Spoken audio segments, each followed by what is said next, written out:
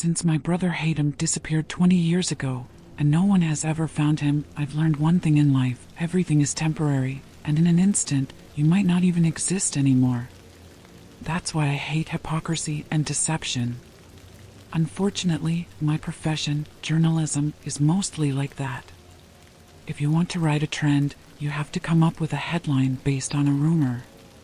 A headline that will push you and your article to the top. Forget about the person who's affected by the news, their mental state, or how one nasty word could ruin their life. And by the way, this applies to bad people as much as good ones. So, don't come to me saying, this person is bad, and spreading rumors about them that could destroy their life. People have no mercy. They will believe anything, and once they find a scandal, they'll feast on it. Unfortunately, the whole field has become one of deception and fake news. I'm sure that if we focused only on spreading positive news, people would change. It's very possible that the person you think is bad, the one you wanted to spread negative news about, could change when they see that people love them and appreciate what they do. Why not? Let's assume good intentions and treat others as humans instead of being like wolves, attacking each other for likes, comments, and shares. Believe me, everything is temporary, my friend. And from here, I want to tell you that my story is about to begin. But before it starts, let me tell you a few things. Hello and peace be upon you all. Welcome to Untold Stories. This episode is unusual. Many of us have experienced something similar. This story is inspired by real-life experiences that we'll discuss at the end of the episode. It happened in one of the most famous cities, and we'll also talk about it later. This story occurred within an organization we'll cover at the end of the show as well. The reason I'm sharing all this is so we don't overload our listeners' minds. Let's listen without knowing everything right away. If you're enjoying this, please hit the like button. Let's see how many likes we can get this time from the views we get. Let's not drag it out too much, because today's story requires some thinking.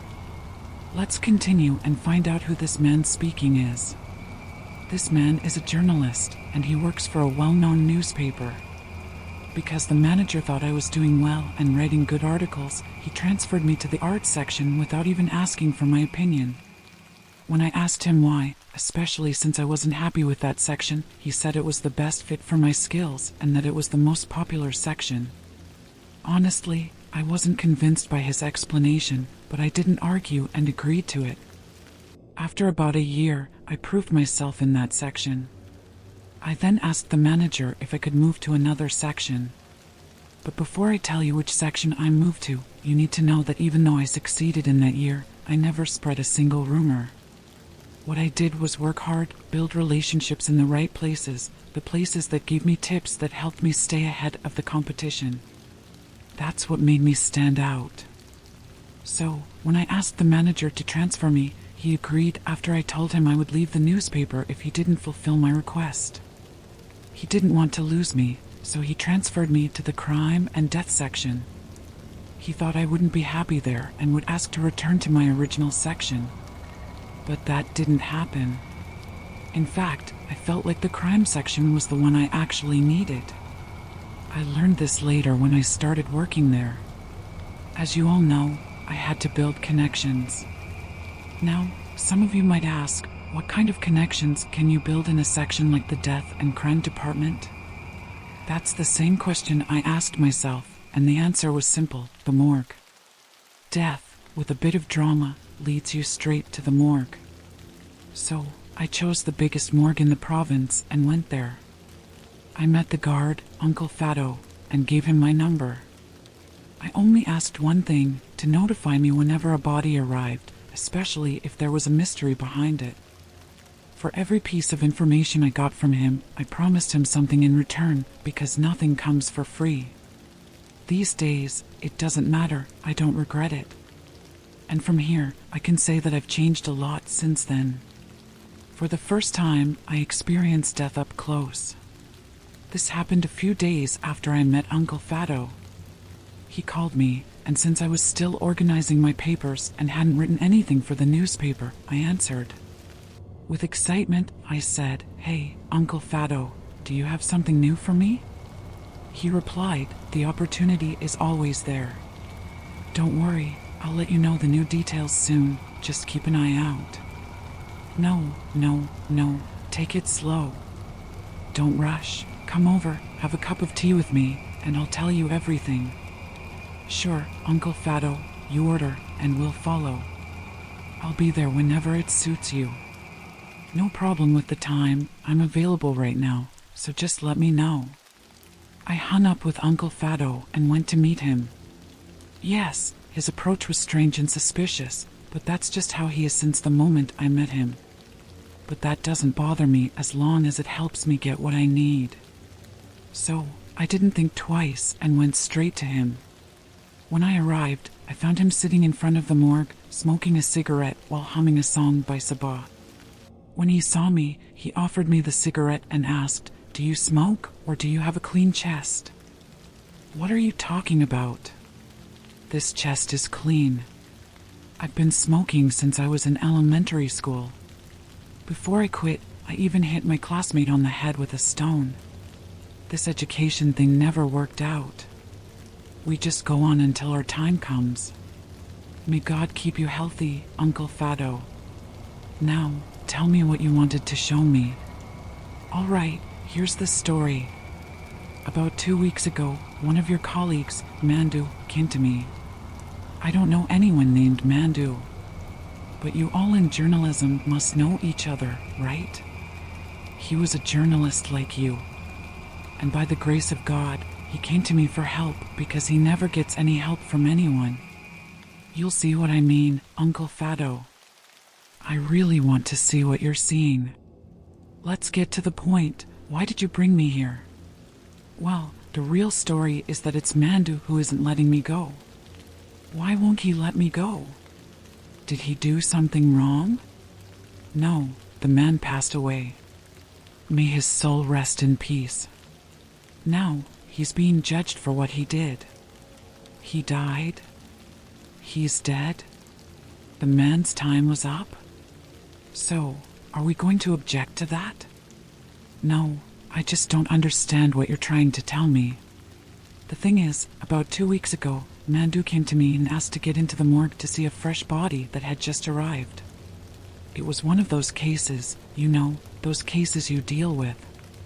He was coming in to do the usual checks, and the body he wanted to see had a lot of rumors surrounding it. But what you don't know is that entering the morgue isn't easy. There's only one person who can enter at night, the one in charge, Dr. Tarek. But I couldn't let that stop me, so I found a way in. Dr. Tarek was there smoking his cigarette, and since the man passed away, I told him, the olive tree's done, let it go, and I left him to it. If I'd stayed, there would have been a problem. I don't like problems, and dealing with the dead is not as hard as people make it seem." "What are you talking about, Uncle Fado? You were fine coming here earlier. Everything's connected. What did the body do in there? Was it alive?" No. It was dead.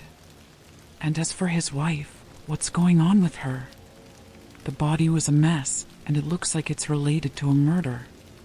And here's the report, we'll see what it says. I want to see it too, and you will too, once we get the facts. Trust me, you'll like it.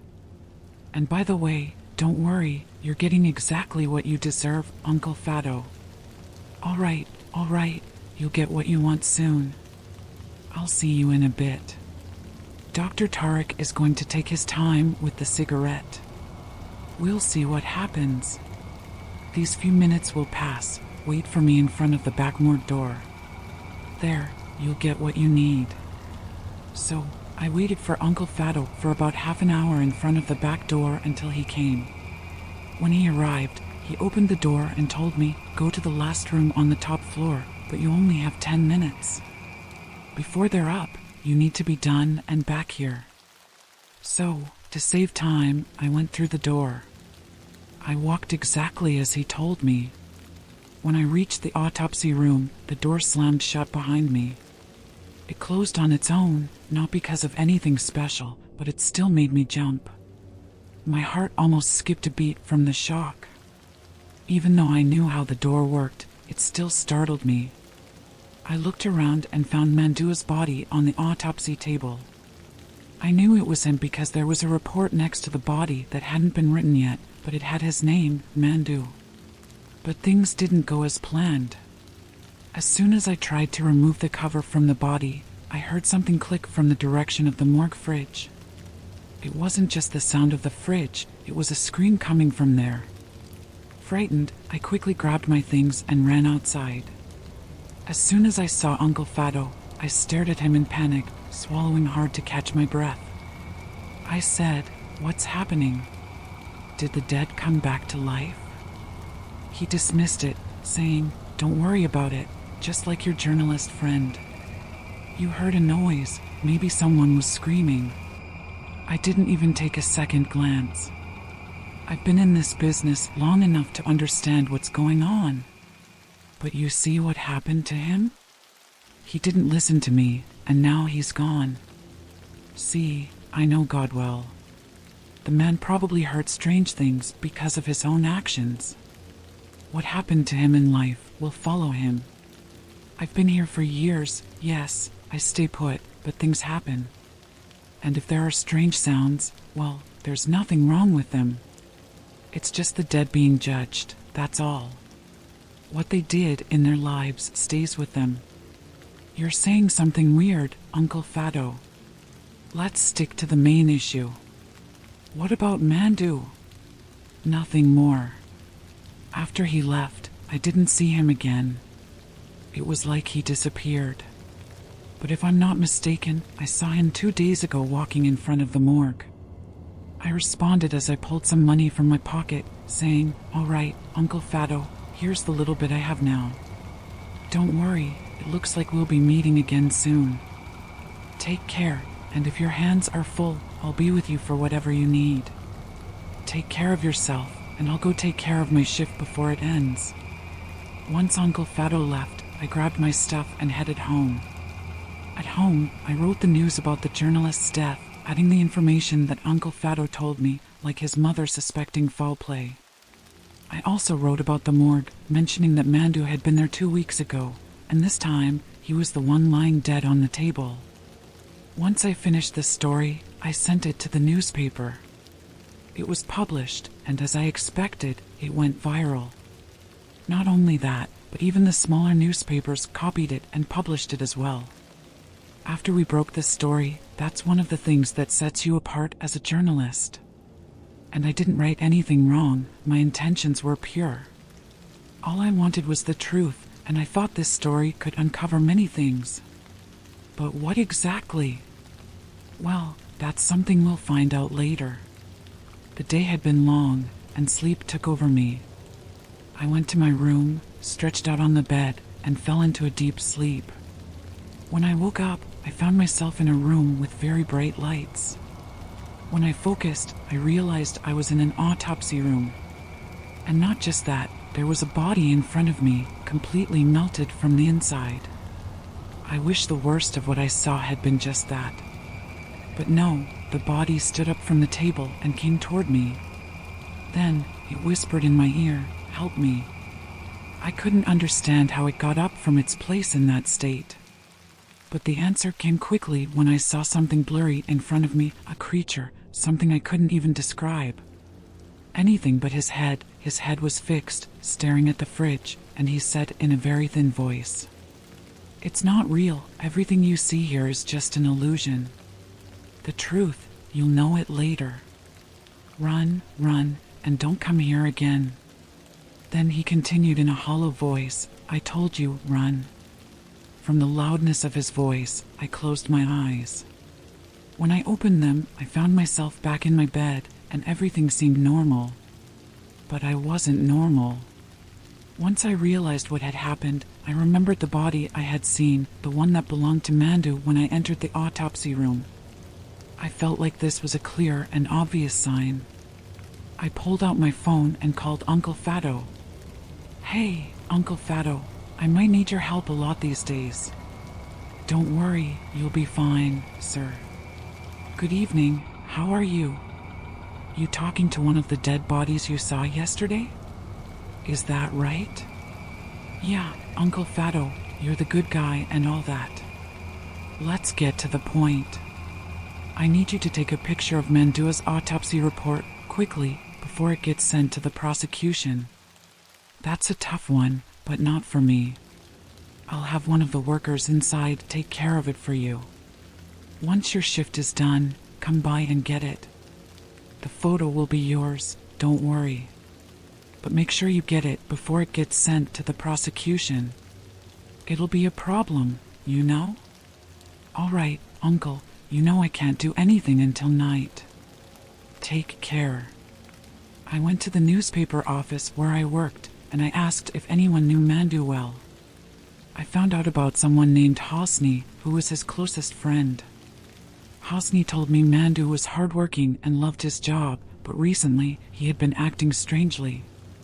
He hadn't been showing up at the office much, and whenever Hosni spoke to him, Mandu would say he was working on a huge article that would blow up, but sadly, he didn't live to finish it. After Mandua's death, no one understood what had happened. He hadn't been sick or anything, and no one remembered him ever taking sick leave during his time working with them. Hosni suspected there was something bigger behind it, but he couldn't figure it out. By then, it was getting late, and it was time for Uncle Fado's shift. I grabbed my stuff and headed to the morgue. There, I found Uncle Fado sitting and waiting for me. Good evening, Uncle Fado. So, did you get what I asked for? He took out his phone and handed it to me, saying, "Of course, I got it. I had Abd El Fada send me the photo. It's in the photo gallery. Here it is, take a look." I opened the report on the phone, and that's when I was shocked. The report didn't show anything unusual. In fact, it stated that the cause of death was natural. But I was certain something was wrong, and to figure out what, I had to visit Mandua's family. They might have something that could help me. So, I handed the phone back to Uncle Fado and left. Even though he kept calling me, I kept walking because all that was on my mind was finding Mandua's family. I waited until the next day and went to the newspaper office to find out where Mandua's family lived. I learned from Hosni that they lived nearby. Without wasting any time, I went straight to their house and knocked on the door. A young girl, probably around 15 years old, opened it. "Good evening, I'm Saber, a colleague of Mandua's. I wanted to ask about his death." As soon as I mentioned Mandua's name, I realized my mistake. The girl's eyes welled up with tears, and she started crying. Still, she invited me inside. Inside, I found an older woman wearing black, sitting on the couch, crying. I immediately guessed she was Mandua's mother. I was tired from the journey, so I sat in the chair opposite her. At that moment, I saw the sadness on her face turn into anger. She suddenly snapped at me, "You're the one, Saber? The one who couldn't wait to write about my son's death? Don't worry, I didn't know the future, but I heard you talking to Nadia at the door." I replied, "All I wanted was one thing. If Mandu has any right, I want to make it known." That was the goal of the article. But I didn't write anything wrong. I didn't say he was murdered. If you're here to offer condolences, I appreciate it. But if you're here for something else, just know my son was good, and everyone swears by that. And because he was good, I want to know who did this to him. Even if the situation is too hard to believe, I understand. Mandua's death was strange, and I'm sure there's a secret we don't know. Please, believe me and help me. I swear I won't publish a single word without your permission. I know you don't trust me, but if you ask around, you'll know I'm here to help, not to hurt." She looked at me, tears in her eyes, as if she were waiting for someone to believe her so she could finally open up. And then she began to tell me everything. "Listen, I'll tell you what I saw with my own eyes and felt with my heart. if you really want to help, please don't write another word about Mandu. Enough of what he went through while he was alive. What I mean by what he went through is that he didn't speak to anyone or share anything. But in the last period, he either stayed in his room in front of his laptop or went out to run errands without telling anyone. The only thing he ever said was that he was working on a big article. He was strong and would break through everything, and stayed like that until one night I woke up to his voice screaming. When I woke him up and called out to him, I brought him water. He kept his eyes closed and refused to open them. All he kept saying was one thing: death. When I reassured him, telling him I was by his side and that nothing would happen to him, he opened his eyes and his body started trembling. He told me that he couldn't open his eyes, and without saying another word, he closed them and went back to sleep.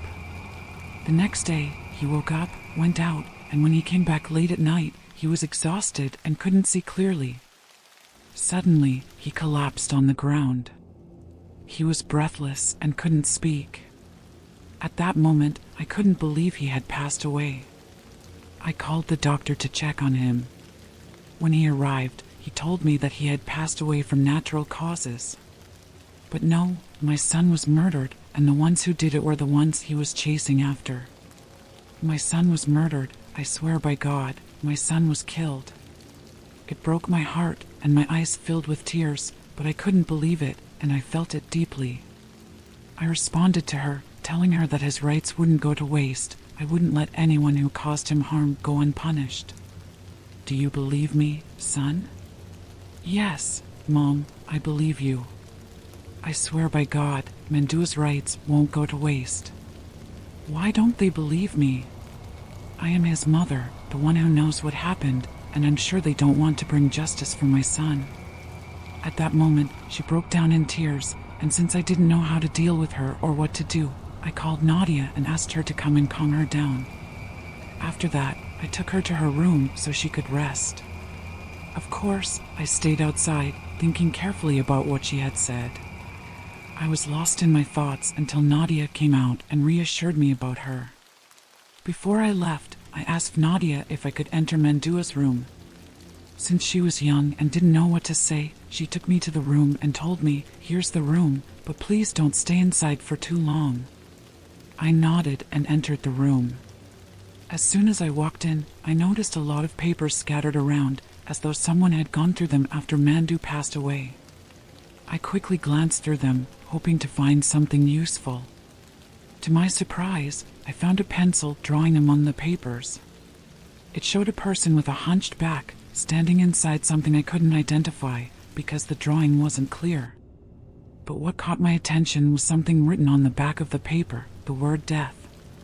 Among the papers, I found some small scraps, one of which was labeled World War III. To save time, I grabbed the drawing and the paper and put them in my pocket. When I left the room, I asked Nadia, who was the one who went through these papers. She replied, looking at the ground, "Someone came to the department, said he was your colleague, and asked to stay in the room alone. When he left, he looked like this, and he was holding some things in his hands. When I tried to talk, he threatened me. Ever since then, I've been too scared to tell Mom. Can you explain to me what's going on? I'm scared. Don't worry, my dear. Everything will be fine." I couldn't say more than that because, amid all this confusion, I was the most terrified and confused one. To understand what was going on, I knew I had no choice but to see Dr. Tarek, the doctor in charge of the autopsy. Since his shift was still ongoing, I went back home, lay down on my bed, and fell asleep without realizing it. When I woke up, I found myself back on the autopsy table. This time, I saw the same person from the drawing, hunched over, looking in the other direction. As soon as he looked at me, I instinctively closed my eyes. I felt an intense heat and woke up to the sound of an alarm ringing. When I looked at the clock, it was 11 p.m. I figured if I changed quickly and went out, I could catch Dr. Tarek just before the shift ended. I changed and headed out. As soon as I reached him, I saw him, Fado, who looked at me with a scowl and said, "What brought you back? sir. Don't you know Fado doesn't take the same lesson twice? I swear, if I see you again, it won't end well. I took some money from my pocket and slipped it into his hand, saying, I apologize. Last time my mind was occupied with something else, that's why I left. But now, I need your help with a new matter. It's simple. I want you to let me meet Dr. Tarek. Okay, just this once. But you should know, Dr. Tarek is never seen, sir. If you see him, it means you're, well, to put it bluntly, you're dead. So what's the solution, A.M. Fado? You're the mastermind here. And I'm sure you wouldn't want to miss out on this opportunity, would you? Fado never wastes a chance. I'm sure you can make this happen. Just raise your voice a little, and I'll do the rest. I was caught in the middle of everything, trying to figure out what to do next, when A.M. Fado yelled louder. You're replying back now? Fine, let's go. Show me how you solve this, my friend. At that moment, a man walked out of the autopsy room, clearly irritated. He was wearing strange black glasses that covered his eyes from all angles, along with a white coat that made him look like a doctor. He had a new pen in his coat pocket. As he walked out, I heard A.M. Fado whisper in my ear, See, I told you it was easy. Here's your doctor. A.M. Fado kept talking to Dr. Tarek. Honestly, doctor, if you hadn't come out yourself, I wouldn't have believed it. I acted calm with him, but he didn't pay attention to me. Fido looked at me and said, What do you want, sir? I seized the opportunity and replied, as if I had figured everything out. I came to tell you that I know everything behind Mendua's death, but what I still don't know is the reason for your false report. I don't understand what you're talking about, and by the way, I'm not obligated to justify how he died. I'm a man who does his job perfectly. Now, if you don't leave, I'll call the police. Get out! After saying he was going to call the police, he grabbed his things and went into the morgue. Despite his anger, I followed him. Halfway through, I saw something running from a distance.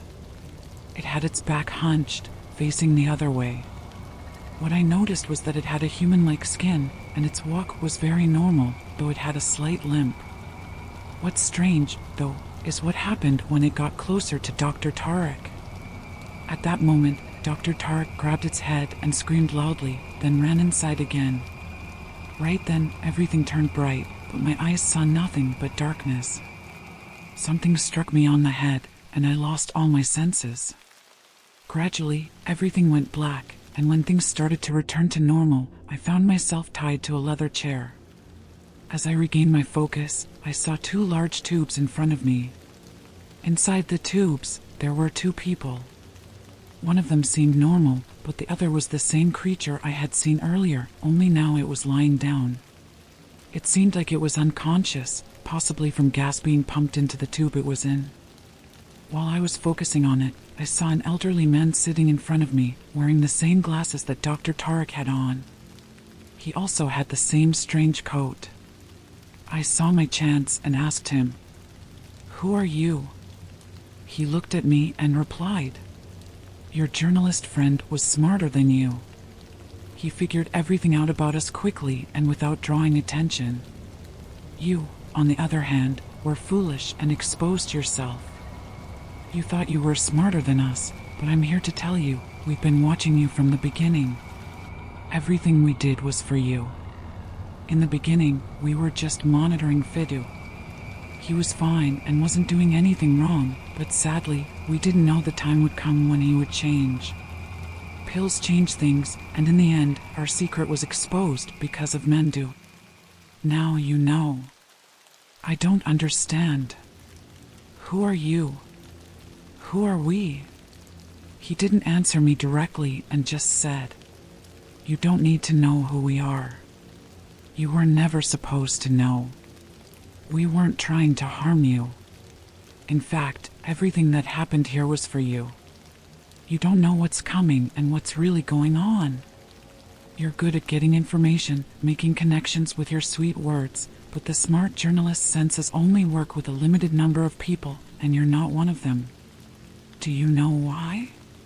Because if you knew who sat in this chair before you, you'd realize how foolish you are and how you got yourself caught up in something you don't understand. Who sat here before me? I asked. By the way, do you know me? Haytham. Haytham Muzali. Remember Haytham, Sabir? The moment I heard the name of my brother, I was shocked. My heart started racing and my tongue froze. I didn't know what to say. After a few moments of silence, the person in front of me stared at me until I spoke. Are you messing with me?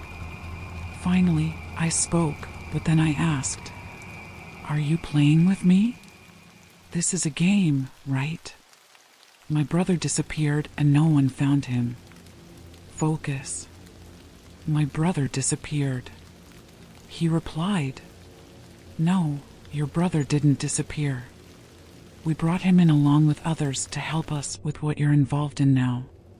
To be more precise, your brother was a national hero.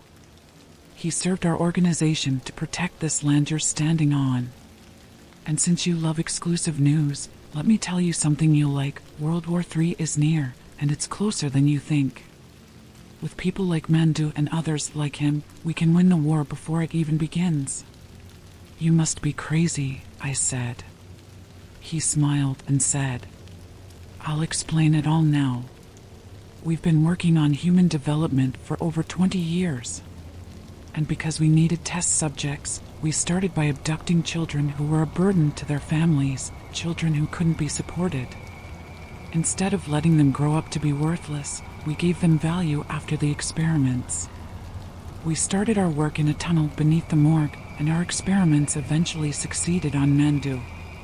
Now we've moved on to abducting older individuals after we developed Haytham into Mandu, or rather, it's no longer about kidnapping. We've advanced, and after developing Haytham into Mandu, or rather, let's not call it kidnapping because I don't like that term.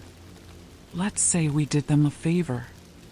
Soon, Mandu won't be alone, and there will be many like him.